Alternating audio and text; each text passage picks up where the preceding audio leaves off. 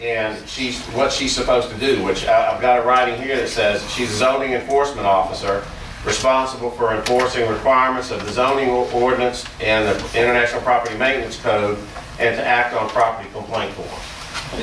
And I just think we need to spread on our minutes that those are her duties. She's limited to, and she's limited to 16 hours. And there's always been that since we hired her. Second for discussion on this.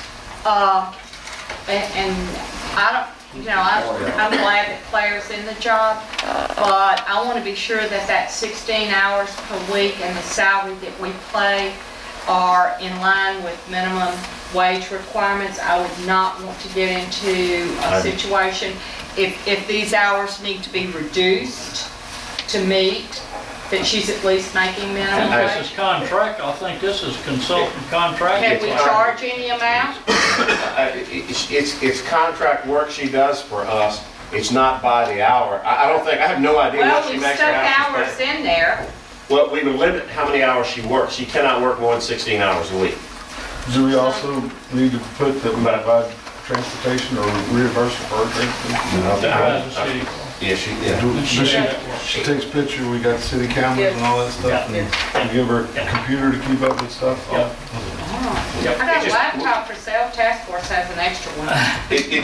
We need to say that we need to confirm that this has been the arrangement since the first day. Because the audit people, I mean, the grant's paying her. And it has been. So we need it have been. So retroactive back to when we actually made this action and did not get it on the. Yeah. All right, we have a motion and a second. Matt, one question. Is there any reason why we can't extend the hours? Yes, sir. Yes. There is? Yes, Okay. several. Okay. I want to make sure we understand what we're doing here. We're entering into a contract. No.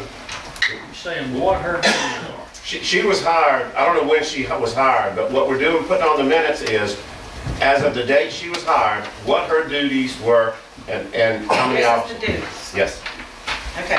Thank you very much. I have a motion and a second. All in favor? Can we reword that motion some way, because Leonard, 4 of us weren't here? What do you I mean, mean? can Leonard, we? it's been presented. It's just as presented. Instead of approximately 16 hours, how about no more than? Yeah. That's fine, no more than 16 hours a week. I mean, I think there's a- but you can't. I think you can't. Yeah, there You is. just You think we need to, I'll just change it to no more than 16 hours. Well, that's your understanding. Put it's our understanding. Yes, that's your understanding of her job. If you put, that's our understanding in front of that motion, no. All right, we have a motion second. Well, it's going to be your understanding that that was the agreement and that presently that's your approval. Right. Okay? I'll All right, all in favor? Opposed? Motion carried. Okay. We had one, did you have something, Gary? Did you say something? He's still got something. Okay. Yes, sir. We didn't put it on the agenda today because we had so much to do, but next time we come, I will be bringing you, in fact, I've got it ready now, but next time I'll bring you a resolution and an interlocal agreement. The resolution says we want to enter into this agreement. The interlocal agreement is with the school district. It's the same kind of plain vanilla interlocal agreement that you enter into with the county every year, saying if we can exchange services, if we can, do things for you to help you, if you can do things to help, we'll agree to do that without charge. For instance, if the school district wants to let you use its facilities to hold your meetings, technically there ought to be something in writing that says y'all can do that. The genesis of this, the whole reason we had this was the school district wants to give an oven to the senior citizens. A warming oven. A warming oven. A bun warmer. A bun warmer to the senior citizens. But there's got to be something in writing that says it's okay to do this. We've had it with the county for years. There's just not one between two. I'll bring that next So one. you're in trouble. Yeah. We can't just vote and say, No, you gotta have You it don't have to right. have that. That's Jen. And the annexation will be ready next time also. The friendly annexation We is one have month. on 28th Street that we're waiting on. Yeah. That's Have a it. business that wants to be here. Landon Road? No. All right, Gary, Gary had something else too. I'd like to. Did you talk to Jim and tell him I that? did, and, Jim, There was a person, Gary had an issue that he wanted to speak about, to me, about a personnel issue, about the specific performance of a position. If you are going to take up that subject, it's an appropriate topic for executive session. If you're going I'll to. make a motion. Do you want to do the public comment? Can we do that first? Yeah, we can do the public comment. Yeah. Okay, this is public comments on items that were not appearing on the agenda, and we have two people. Marcia Cruz at 1905 Redbud Tree Board. You know, we try to limit this like 2 minutes, like we know we're supposed to. Marcia? Really, one of them, Mr. Mayor, is the fact that in this past week or so, we've had a centuries-old live oak tree removed without the proper authority that did not need to be removed. Marcia, Mr. Little is going to speak. Okay, Mr. Little is our attorney, and he will speak to you. Okay.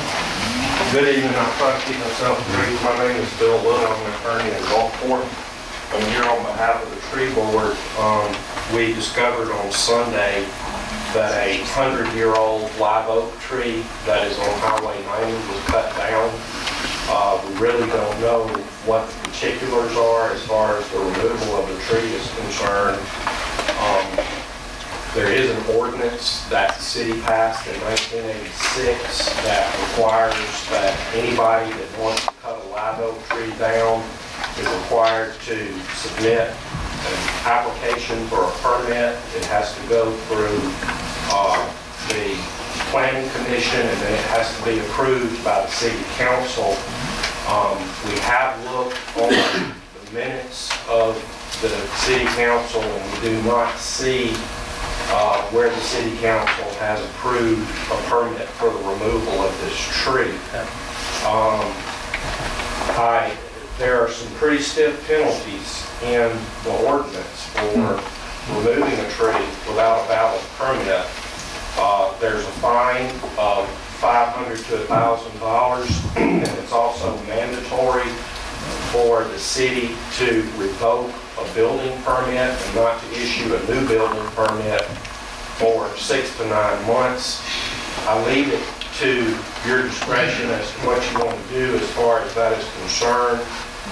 The tree board obviously was very disturbed by the removal of a tree, especially in light of all of the hard work that the tree board has done to establish new trees on Jeff Davis, and I think within the past couple of weeks they distributed approximately 2,000 trees to be planted in Long Beach, only to see a 100-year-old plus tree near Highway 90, where we really need that aesthetic qualities of trees there to be cut down, I guess, sometime late last week.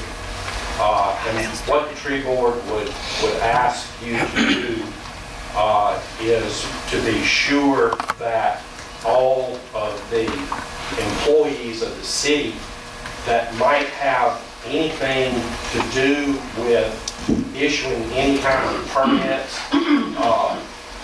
that it be brought to their attention that there is a process that must be gone through in order to issue a permit for the removal of trees, so that this doesn't happen again. Unfortunately, this tree is gone. It's lying on the ground. We really do not want to see any other trees cut down without proper process being followed.